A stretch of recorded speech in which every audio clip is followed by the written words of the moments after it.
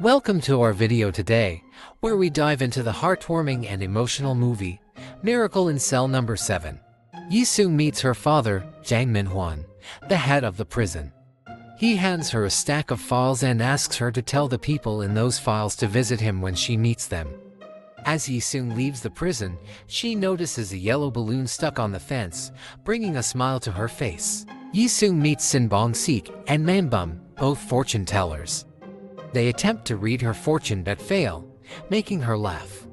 Suddenly, Bong-sik's daughter enters the room, and Yi-seung recognizes her, sparking curiosity about who Yi-seung really is. Later, they meet Soo Young-ho, a priest, and Choi Kyun-ho, who plays the piano in the church, both of whom seem to know her. Few days later, they in courtroom and meet with Min-hwan, Yi-seung as a defending lawyer for the Judicial Research and Training Institute's mock trial.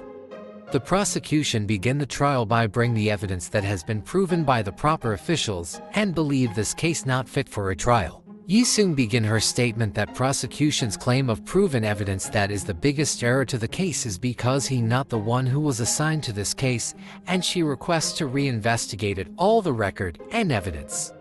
The prosecution counter her argument by ask her is her the charge for the defender back then. She acknowledged she not the defender, but she reveals she was there when the case happened and begin to tell her story. In February 1997, Yi-seung and her father, Young-gu, who has a developmental disability, are dancing while watching TV through a shop window. Yi-seung notices there's only one school bag left on display and worries. Young-gu promises to buy it for her tomorrow after he gets paid. Suddenly, a worker removes the bag from the display, and Young-gu rushes into the shop, trying to stop the buyer. His actions lead to the buyer beating him. Later that night, at home, Young-gu reassures Yi-seung that he will get her the school bag, even though she tells him not to push himself. The next morning, Yi-seung reminds her father to take care of himself at work, and they happily go through their usual father-daughter routine. During his break, the girl from the previous day visits Young-gu, telling him she knows another shop that sells the school bag and asks him to follow her. Later, a woman finds Young-gu in an alley trying to perform CPR, but she misunderstands the situation and runs away in fear. Meanwhile, Yi-seung waits for her father, even as night falls. At the police station, chaos erupts when it's revealed that the girl is the daughter of the police commissioner. Young-gu, unable to grasp what's happening, tries to leave but is stopped by the police, exposing him to the reporters outside. The next morning, Yi-seung, worried about her father not coming home, prepares to go to school. The scene of the accident is now crowded with reporters and bystanders. Amid the chaos, Young-gu arrives in a mask, escorted by the police. The crowd begins to curse him, and in the midst of the uproar, Yi-seung arrives at the scene. The police, in a rush, ask Young-gu to reenact the accident and to pull his pant, threatening him with not seeing his daughter if he doesn't comply. A bystander attacks him, pulling off his mask and revealing his face. Yi-seung recognizes her father and calls out to him. Young-gu notices her and tries to reach her, but the police restrain him. Amid the chaos, he's dragged into a van, leaving the scene without being able to see his daughter. A few days later at the prison, Guard Kim briefs Min-hwan on the new inmates, including Young-gu, who has been charged with kidnapping, rape, and murder of the child. Min-hwan meets with the new inmates to brief them, but Young-gu tries to reach for the phone, explaining that he needs to call home. Kim attempts to stop him, but Min-hwan takes the phone, offers it to Young-gu, then suddenly begins to beat him. Young-gu is later brought to his cell, where he meets the other inmates. When asked to introduce himself, he begins to share his story, but Young-ho interrupts him, demanding to know what his crime is. Upon learning the charges against him, the inmates start to beat him and punish him but stop when learn he'd been verdicted with execution. A few days later, Yi-seung is moved to an orphanage, and Young-gu deeply misses her. During recreation time, Young-gu notices a prisoner approaching Young-ho with a sharp toothbrush. Rushing to save him, Young-gu is stabbed but manages to prevent a worse attack. The prison warden intervenes, and after the incident, a grateful Young-ho asks Young-gu if he needs anything. Young-gu simply says he wants to see his daughter. On a religious day at the prison, Min-hwan notices 3 children in the choir, an unusual sight. He's about to investigate when he's summoned by the head warden. Meanwhile, Yi-sung, who has come with the choir, is pulled off stage and hidden inside a box by Manbum, who's tasked with bringing food to the cells. Yi-sung manages to sneak into her father's cell, and they share an emotional reunion. The noise they make worries Bong-sik, who fears they'll get caught, so he calls the guard. Yi-sung hides just in time, and Bong-sik, under pressure from the guard, lies that he called for more food. The guard, annoyed, throws him a bun and leaves. Later, Manbum realizes the choir group is supposed to leave soon, so he rushes to the cell to get Yi-sung. However, neither she nor Young-gu wants to part, causing the others to become anxious. They finally convince her to leave, promising they'll meet again. But by the time Manbum tries to sneak her out, it's too late. The group begins to plan how to get Yi-sung out during the next religious day, but their plan fails when a monk group arrives instead. In Min-hwan's office, guard Kim hands him photos from the religious day, and Min-hwan notices that one child is missing from the pictures. Meanwhile, in the cell, tensions rise as the inmates argue about what to do with Yi-sung. The guard comes in, searching for what they're hiding, but it's Min-hwan who ultimately discovers her. Furious, Min-hwan questions how Yi-sung was hidden for 2 days and orders a full search of the cells. Guard Kim informs him that Yi-sung was temporarily moved to the staff cell due to the rain, but Min-hwan orders her immediate transfer. When Young-gu begs Min-hwan to keep Yi-sung safe from the rain, Min-hwan angrily questions how Young-gu can worry about his daughter after what he's accused of doing to another child. Young-gu denies the crime and gets kicked before being thrown into solitary confinement.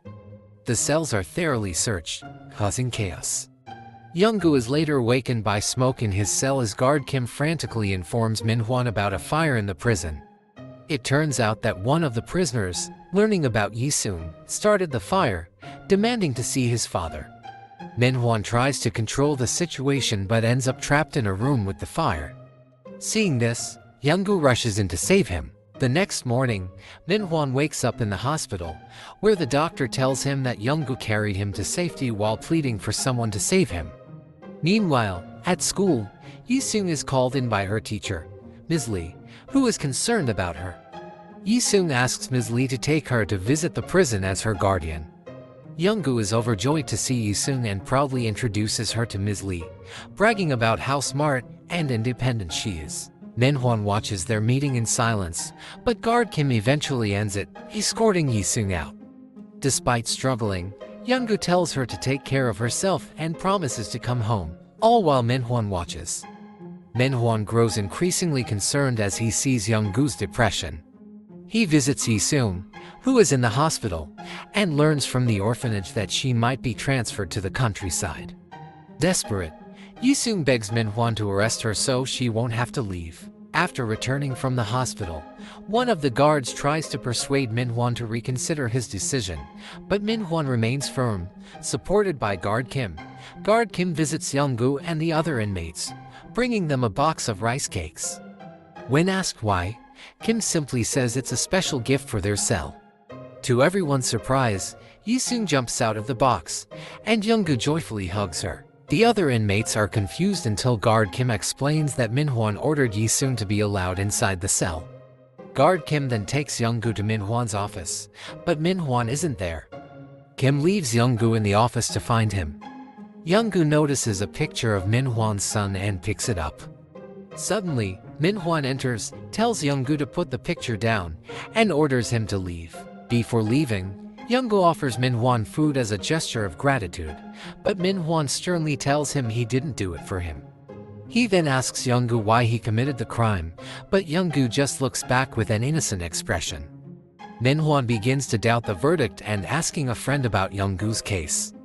The friend reveals that it was a high-profile case, involved Commissioner Minister's daughter and the Minister of Home Affairs tried to wrap up the case quickly. Min-hwan reviews the report, finding it hard to believe that Young-gu could have written the testimony himself. His doubt deepens, along with guilt over his own lost son. Yi-sung is picked up from school by Min-hwan and allowed to see her father in the cell. She forms a bond with the other inmates, who begin to help Young-gu piece together what really happened on the day of the accident. After discussing the details, they deduce that the girl slipped on ice and hit her head because the school bag and a brick she pulled, leading to the death. They also realize that Young-gu, while performing CPR he learned at work, was mistaken for the attacker. In the present-day courtroom, the prosecution questions the credibility of Young-ho and Chun-ho, citing their criminal records. Feeling it's unfair, Chun-ho asks if there's a law stating that testimonies from former inmates can't be trusted. The prosecution, unable to refute this, ends his questioning. Yi-seung then requests that Min-hwan, the prison chief at the time, be called as a witness. In a flashback, Min-hwan meets with the commissioner minister to request a reinvestigation of Young-gu's case, but the commissioner dismisses it, asking if Min-hwan have lost a child. Min-hwan responds that he did, referring to the inmates he cares for. Back in the prison, the inmates prepare Young-gu to testify, encouraging him to tell the truth about the accident and why he signed the false confession after being promised he could see his daughter and get the school bag. Young-gu meets with his lawyer, who tries to convince him to drop the trial, warning that it could only hurt his daughter, but Young-gu refuses. Before leaving, Min-hwan attempts to hand the lawyer a petition signed by all the inmates, but the lawyer dismisses it as a waste of time. Min-hwan then shows him a letter pointing out that Young-gu can't write, and questions how he could have written the police statement. On the way to the trial, Min-hwan handcuffs Young-gu's hands, telling him to do his best for his daughter. During the trial, the prosecution accuses Young-gu of attacking the victim out of revenge for being hit by the commissioner. Young-gu, confused and remembering the threats from his lawyer and the beatings from commissioner also threats to hurt Yi-seung, admits to the accusations, shocking Yi-seung and Min-hwan. Min-hwan interrupts, telling the judge that Young-gu was psychologically intimidated, and questions the defense lawyer's silence. But Young-gu sticks to his confession, apologizing for the crime he didn't commit. After the trial, Yi-seung, who lived with Min-hwan, and his wife visit Young-gu daily until Min-hwan receives the date for Young-gu's execution, December 23rd. Knowing the end is near, Min-hwan asks Ms. Lee to help give Yi-seung one last happy memory with her father. The inmates plan an escape for Young-gu and Yi-seung on the day of her school's choir performance, using an air balloon they've made. The plan fails when the rope gets stuck on the fence, but despite this, Young-gu and Yi-seung cherish the happy memories they create together. On the day of the execution, the inmates celebrate Yi-seung's birthday, each giving her a present. Young-gu gives her the school bag he promised, and they share a heartfelt moment. Young-gu thanks his fellow inmates before leaving the cell with his daughter, escorted by Min-hwan. At the gate, Young-gu tells Yi-seung to take care of herself and be healthy, then says his final goodbye. As Young-gu walks away, he suddenly stops, sprints back to Yi-seung, and hugs her through the bars, crying. Yi-seung, unaware of what's happening, promises to visit often. Young-gu apologizes and pleads for help, but Min-hwan and the other guards and inmates watch in sadness and helplessness. Back in the present, Yi-seung makes her final statement as her father's lawyer, determined to prove his innocence and honor his memory. The judges decide that Young-gu's disability is recognized and that he was coerced and beaten by the police into confessing. With insufficient evidence to convict him of kidnapping, sexual abuse, or murder, the court orders a reinvestigation of the case, ultimately declaring Young-gu innocent. Thanks for watching. I hope you enjoy the stories. Don't forget to like the video and leave a comment for any suggestion below.